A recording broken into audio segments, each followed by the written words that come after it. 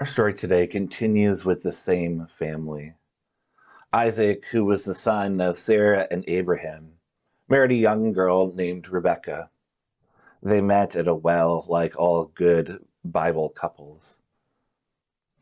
Isaac and Rebekah had twins, and these twins did not get along even before they were born. They fought together in the womb.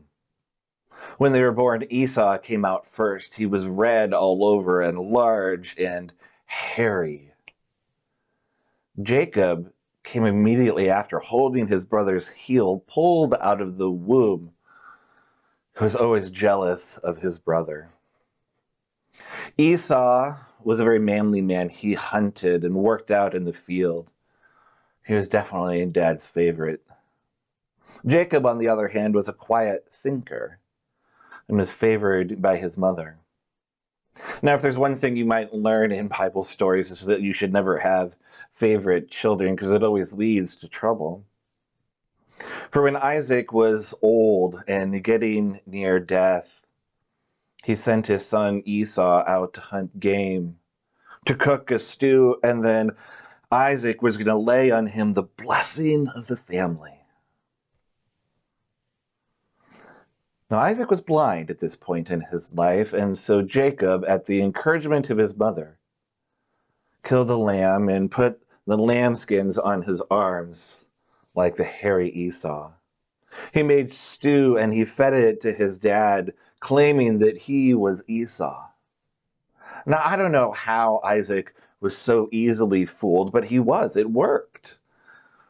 And Isaac laid this family blessing upon Jacob, thinking that it was Esau.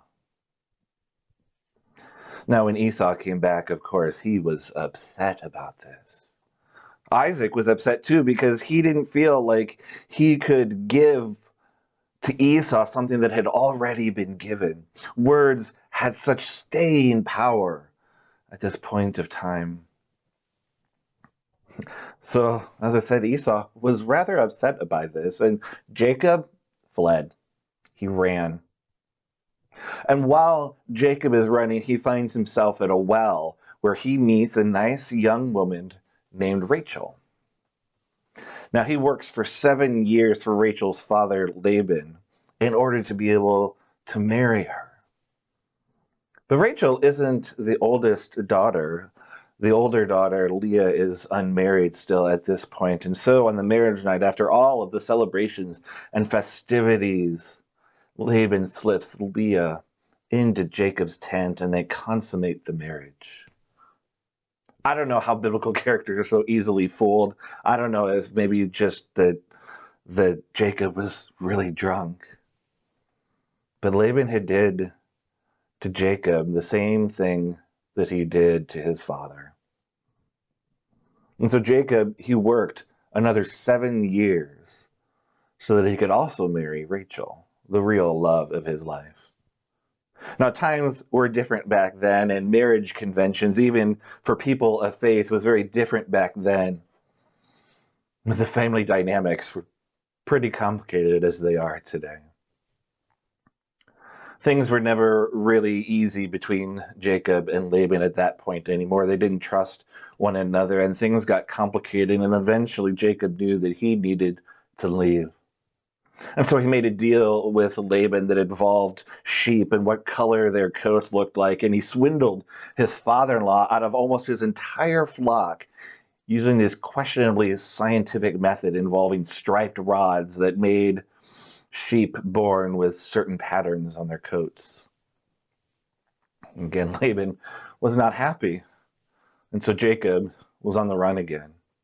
This time he was headed toward home, and he sent lots of gifts, lots of those sheep that he had gotten from Laban, ahead to Esau, hopefully smooth things over with his brother. But just before getting back home, Jacob stopped at the Jabbok River. When he went to go cross that river in the middle of the night, he wrestled with a man. And it's pretty clear that this wasn't just any man, that this was God that Jacob was wrestling with.